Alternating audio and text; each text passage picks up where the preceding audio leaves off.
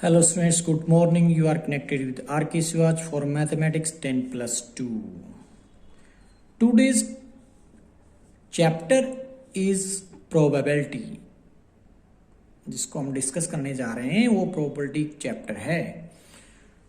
तो प्रोबेबिलिटी आपके लिए शायद नया टॉपिक या नया वर्ड नहीं है, आपने 10th क्लास में भी जाना है, 11th क्लास में भी पढ़ा है। वही है डेफिनेशन भी, वही है प्रोबेबिलिटी की प्रॉपर्टीज भी। तो इन यानी कि जो हम जिसको हम हिंदी में प्रायिकता बोलते हैं प्रोबेबिलिटी, तो उसको हम किस तरीके से यहां पर पढ़ने वाले हैं तो टॉपिक वाइज पढ़ेंगे हम। तो आज हमारी प्रोबेबिलिटी का टॉपिक है कंडीशनल प्रोबेबिलिटी। प्रोबेबिलिटी निकालेंगे बट कंडीशनल प्रोबेबिलिटी, ये कंडीशनल प्रोबेबिलिटी क्या है? Let A and B be two events associated with the same random experiment. तो इवेंट्स वगैरह के बारे में हम +1 में भी सीख चुके हैं। तो दो इवेंट हैं ए और बी, उनका रैंडम एक्सपेरिमेंट सेम है।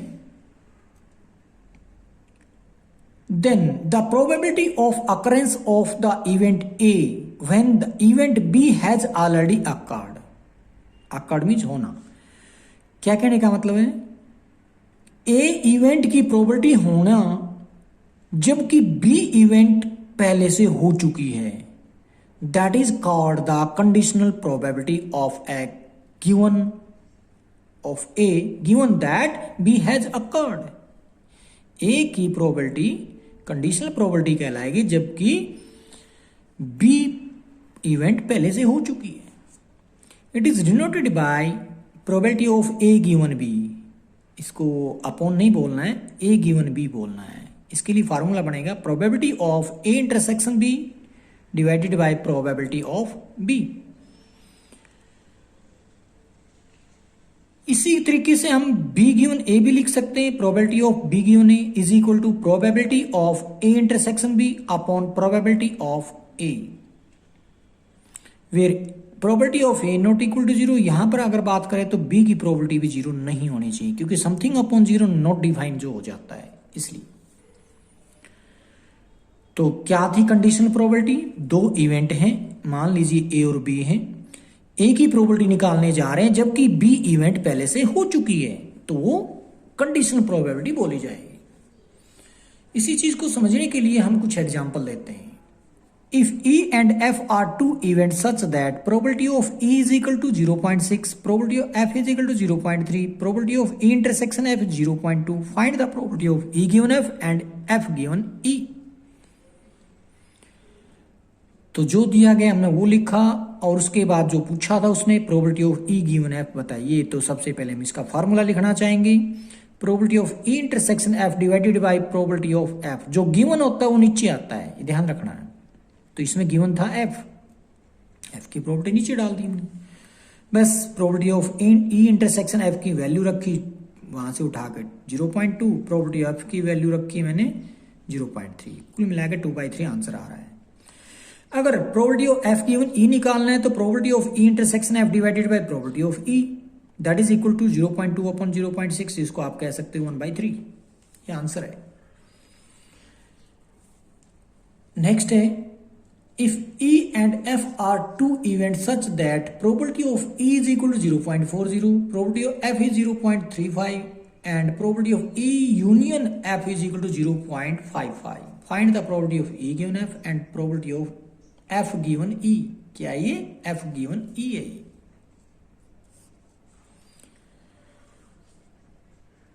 तो जो इंफॉर्मेशन दी थी हमने पहले तो लिखी, एफ की प्रोबेबिलिटी, एफ ई और एफ के इंटरसेक्शन की प्रोबेबिलिटी और ई की प्रोबेबिलिटी लिखी। अब एक प्रॉपर्टी हम जानते हैं जो कि आपने +1 में एक सेट चैप्टर में पढ़ी होगी, number of E is equal to, मतलब नंबर ऑफ ई इंटरसेक्शन या number of E union F is equal to number of E plus number of F minus number of E intersection F.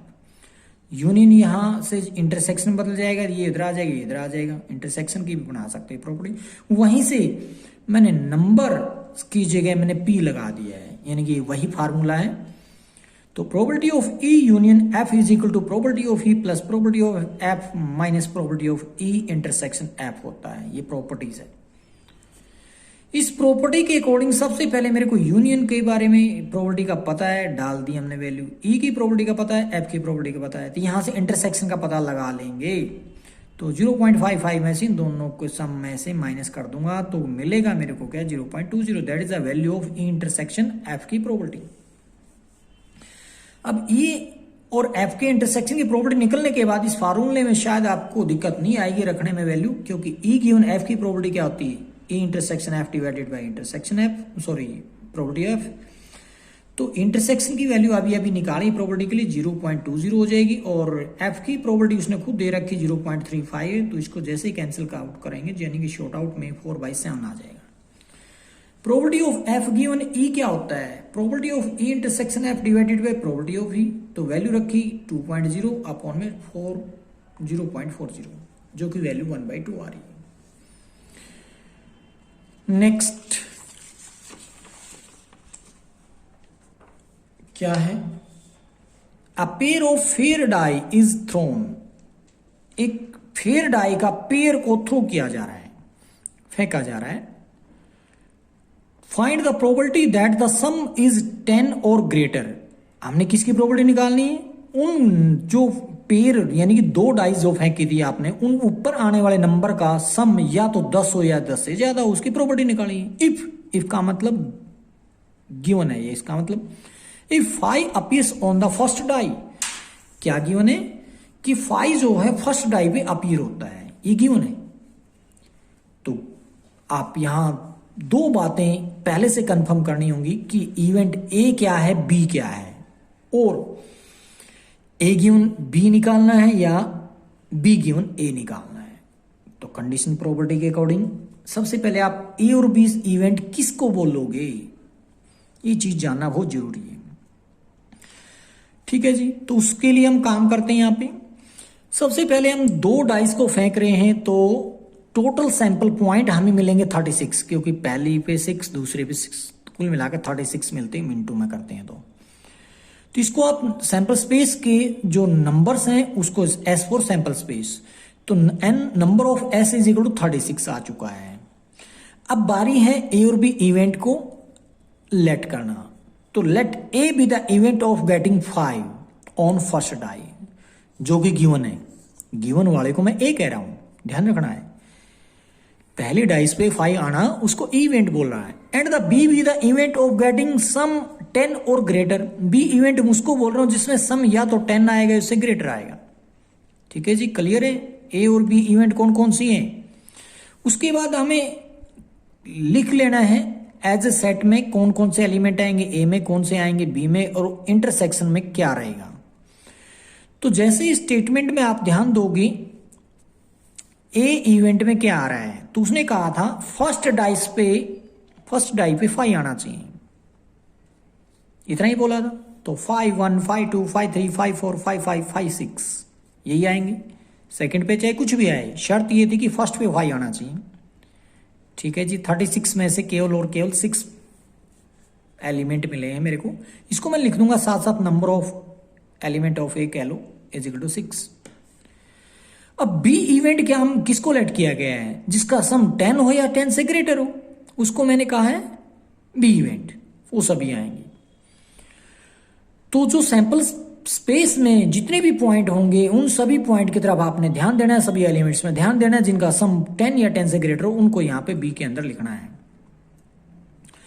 तो 4 से नीचे मैं ला नहीं सकता, तो 4 से स्टार्टिंग क्यों नहीं ला सकता, क्योंकि मैं 3 और 6 को ऐड करूं तो 9 आएगा, इसलिए 3 6 नहीं लिखा जाएगा। 4 6 में 10 बनता है, तो 4 6 5 5 5 6 6 4 6 5 6 6। ये एलिमेंट में अगर आप देखो उन दोनों का सम जो आ रहा है वो 10 या 10 से ग्रेटर आ रहा है। तो कुल मिलाकर इसमें भी नंबर ऑफ बी की बात करूं तो 6 आ रहा है। ठीक है जी, दोनों का इंटरसेक्शन निकालते तो 5 1 इसमें नहीं है, 5 2 इसमें भी नहीं है, 5 3 इसमें तो है बट इसमें नहीं है, 5 4 इसमें है बट इसमें नहीं है, 5 5 इसमें है तो इसमें भी है, 5 6 इसमें है तो इसमें भी है। तो 2 एलिमेंट कॉमन है तो रख लेंगे इंटरसेक्शन के लिए। 5 5 एंड 5 6। तो अब इसमें number of A intersection B में कितने एलिमेंट है? 2। इसका मतलब मैंने लिखा number of A intersection B is equal to 2। अब आप जान गए होंगे इसमें फार्मूला क्या था। Number of A given B लिखोगे, number of B given A लिखो, क्योंकि आप गिवन 5 इफ के बाद जो लिखा गया वो गिवन है। इसका मतलब मैं इसको ए लेकर चला था तो बी गिवन ए बनना चाहिए जो हमें निकालना है। तो सबसे पहले इनकी प्रोबेबिलिटी निकाल लेते हैं। प्रोबेबिलिटी ऑफ ए क्या होगी? तो number of A divided by number of S, यानी कि फेवरेबल केस अपॉन में टोटल केस, जो कि आप 10th क्लास में पढ़ के आए थे। तो जो कि 6/36 1/6 बनता है। प्रोबेबिलिटी ऑफ बी निकालना है तो number of B divided by number of S, S for sample space. तो 6/36 वो भी 1/6 आ रहा है। अब इंटरसेक्शन के अंदर जो प्रोबेबिलिटी निकालोगे ए और बी के इंटरसेक्शन की, तो वो रहेगा number of A intersection B divided by number of S, जो कि 2/36 1/18 आ रहा है। अब हमें एक्चुअल में निकालना क्या था? प्रोबेबिलिटी निकालनी थी, probability of B given A. तो फार्मूला बनेगा probability of A intersection B divided by probability of A. तो ए और बी के इंटरसेक्शन की प्रोबेबिलिटी 1/18 है और प्रोबेबिलिटी ऑफ ए की है 1/6। इसको डिवाइड करोगे तो 1/3 आंसर आ रहा है, जो कि रिक्वायर्ड प्रोबेबिलिटी है।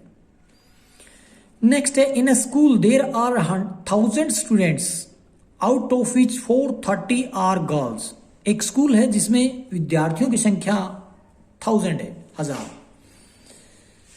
और जिनमें गर्ल्स की जो संख्या है वो 430 है। It is known that out of 430 10% of the girls study in class 12th में पढ़ने वाले बच्चों की संख्या जो होगी वो 430 का 10% है। 430 जो कि गर्ल्स की संख्या थी आपके स्कूल के अंदर, तो उसका 10% यानी कि 43 बन जाएगा। वो क्लास 12th में पढ़ने वाले गर्ल्स रहेंगी, 12th में पढ़ने वाले बच्चों की। आगे कहा है, what is the probability that a student chosen randomly study in 12th class. क्या कहा गया? एक बच्चे को चूज करना है जो कि रैंडमली चूज करना होगा और जो कि 12th क्लास में स्टडी करता है। Given that the chosen student is a girl, जबकि दिया गया है चूज किया हुआ स्टूडेंट जो रहेगा वो गर्ल्स रहेगी। तो इसमें क्या क्या है? 1000, 430 और 10%। इस तरीके से इन फिगर्स को लिखने की कोशिश करेंगे सबसे पहले। और उससे भी पहले अगर हम फाइनल कर लें इवेंट ए और बी कौन सी हैं, तो बहुत ही अच्छा रहेगा समझने के लिए। तो लेट कर लेते ए be the event that the chosen student studies in class 12th। ए वो इवेंट है जो कि एक बच्चा चूज किया गया 10+2 क्लास से, और बी इवेंट उसको कहूंगा मैं यहां पर लेट कर चुका हूं। B be the event that chosen student is a girl. B student कौन है? जो चूज किया गया वो बच्चा गर्ल्स है। तो यहां सैंपल स्पेस में संख्या बताएगी 1000, तो इसलिए मैंने लिखा number of S is equal to 1000 and number of B. B किसको कह रहा हूं मैं? जो बच्चा चूज किया गया वो गर्ल है। तो गर्ल्स की संख्या पता थी हमें 430 था, तो लिख लिया number of B is equal to 430। अब एक चीज और दे रखी है, क्या कहा गया है? जो +2 में पढ़ते हैं और +2 में गर्ल्स की संख्या दे रखी है। +2 में पढ़ने वाले गर्ल्स स्टूडेंट्स की संख्या दी गई है जो कि 10% ऑफ 430 है, जो कि हमने निकाल लिया इंटरसेक्शन एक तरीके से। ए इंटरसेक्शन बी की प्रोबेबिलिटी आप निकाल लेना, बट उससे पहले number of A intersection B लिखोगे तो 430 का 10% 43 आए। तो प्रोबेबिलिटी ऑफ बी निकलेगी तो number of B divided by number of S, जो कि मिला अपने को 430/1000।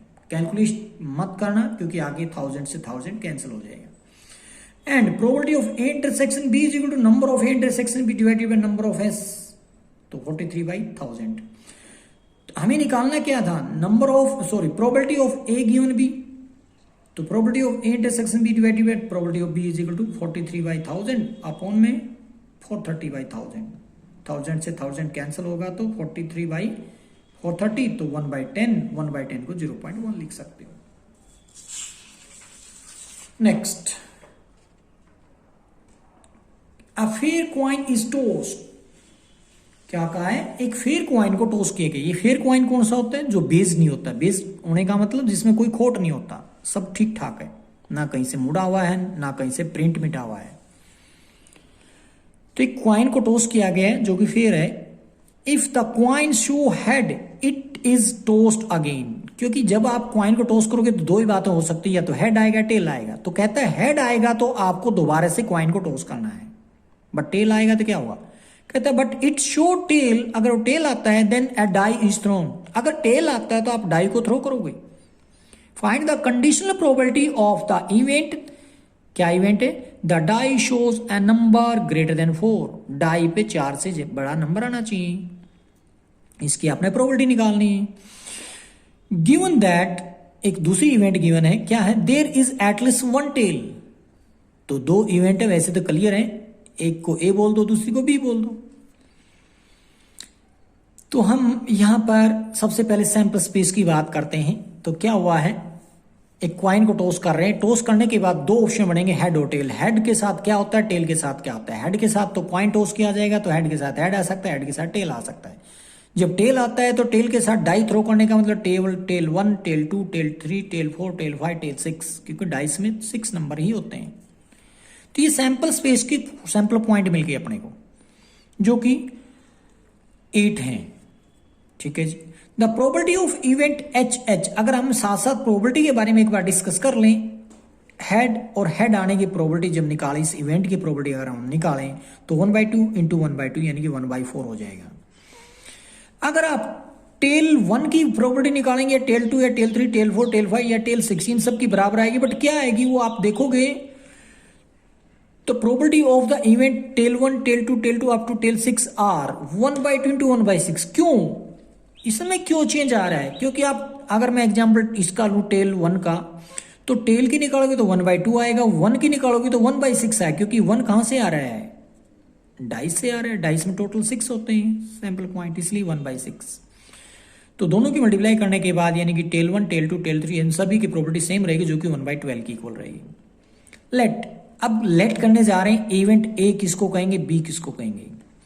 Late A and B be the event that the die shows the number, that die shows the number greater than 4, इसको हमने ए कह दिया। और बी इवेंट किसको कह रहे हैं, गिवन वाले को, यानी कि जो गिवन है वो बी एक तरीके से। There is at least one tail, उसको बी हमने बोल दिया है।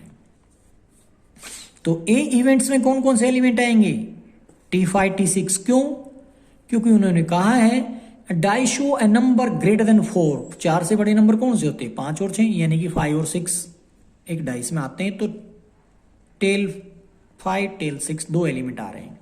बी में सेकंड यानी कि जो इवेंट थी उसमें क्या आ रहा है, उसने कहा था there is at least one tail, कम से कम एक टेल तो होना चाहिए। तो इसका मतलब क्या है, एक तो HT वाला आएगा, बाकी टेल के सारे पॉइंट आएंगे। तो हमने लिख दिया HT, T1, T2, T3, T4, T5, T6, ये बी इवेंट में आ रहे हैं। और दोनों के इंटरसेक्शन की बात करूं तो T5 और T6 दोनों के दोनों आ रहे हैं।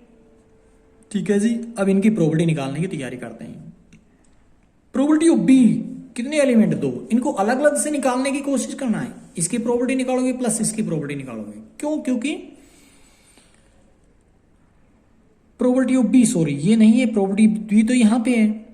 तो इसमें आ रहे केस 7 केसेस, तो सभी की अलग अलग से प्रोबेबिलिटी निकालूंगा, क्योंकि अलग अलग हैं, वरना 7 से मल्टीप्लाई कर सकता था। इसका अलग निकलेगा, इन सब का एक जैसा अलग निकलेगा। तो HT के लिए प्रोबेबिलिटी प्लस T1 की, प्लस T2 के लिए, प्लस T3 के लिए, T4 के लिए, T5 के लिए, और प्रोबेबिलिटी T6 के लिए निकाल के सबको ऐड कर देंगे। H की प्रोबेबिलिटी 1/2, टेल की प्रोबेबिलिटी 1/2 प्लस टेल की प्रोबेबिलिटी 1/2, 1 की प्रोबेबिलिटी 1/6, या वहां पर सीधा सीधा 1/12 भी उठा सकते हैं इन सब के लिए। और HT की प्रोबेबिलिटी हम निकाल बैठे, वैसे तो HT की 1/4 आई थी, तो यहाँ 1/4 लिख सकते हैं, 1/12, 1/12, 1/12, 1/12, 1/12, 1/12 लिख सकते हैं। जैसे इन सबको ऐड करोगे तो वो पाओगे 3/4। ठीक है जी। प्रोबेबिलिटी ऑफ बी निकली अभी। अब दोनों का इंटरसेक्शन हम निकाल चुके, 2 इवेंट आई थी अपने पास, इनकी भी अलग अलग से प्रोबेबिलिटी निकालोगे, इसकी अलग इसके अलग, दोनों को ऐड कर दोगे तो प्रोबेबिलिटी ऑफ इंटरसेक्शन भी आ जाएगी।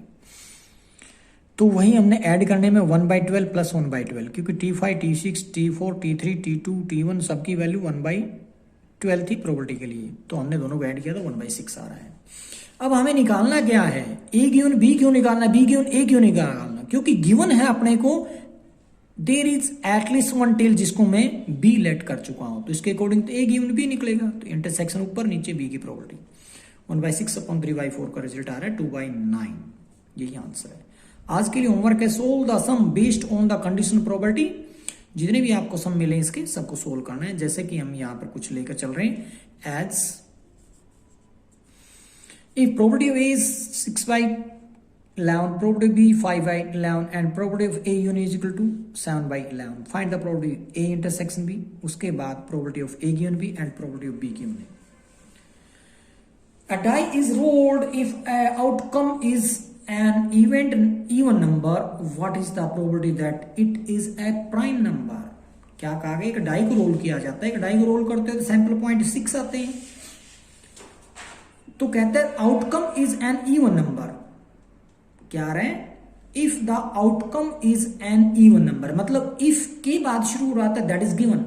गिवन है कि आउटकम जो आएगा गिवन के अंदर वो इवन नंबर आना चाहिए, तो इवन नंबर 2 4 6 होता है। What is the probability that it is a prime number, निकालने की इसकी प्रोबेबिलिटी, इस इवेंट की निकालनी। मान लीजिए इसको ए कह रहे हो, इसको बी कह रहे हो, गिवन है वो बी है, वो गिवन क्या है, इवन नंबर है, और हमें ए किसको बोलना है, प्राइम नंबर है, इसको ए बोल देते हैं। तो प्राइम नंबर कौन से होते हैं, विच हैज एग्जैक्टली 2 फैक्टर, तो कौन कौन से होते हैं फिर प्राइम नंबर, उसको ए में रखेंगे, बी में कौन से रखे, इवन नंबर, कौन से होते हैं जानते हैं। तो ए और बी का पता लगने में इंटरसेक्शन निकाल, इसकी प्रोबेबिलिटी को डिवाइड कर देंगे किस चीज से, अगर आप ए किसको मान के चले, बी किसको, इसके ऊपर डिपेंड करेगा वो। नेक्स्ट है black and red die are rolled, 2 dice को रोल किया जा रहा है, एक ब्लैक है तो एक रेड है, तो सैंपल पॉइंट आपको 36 मिलेंगे। Find the conditional probability of obtaining the sum 8, तो सम 8 आए उसके लिए आप मान लो इवेंट ए है, given that the red die resulted in a number less than 4, तो रेड डाई पे आने वाले नंबर लेस देन 4 है, उसको आप बी मान सकते हैं जो कि गिवन है, तो ए गिवन बी की प्रोबेबिलिटी आपको देनी पड़ेगी। Thank you.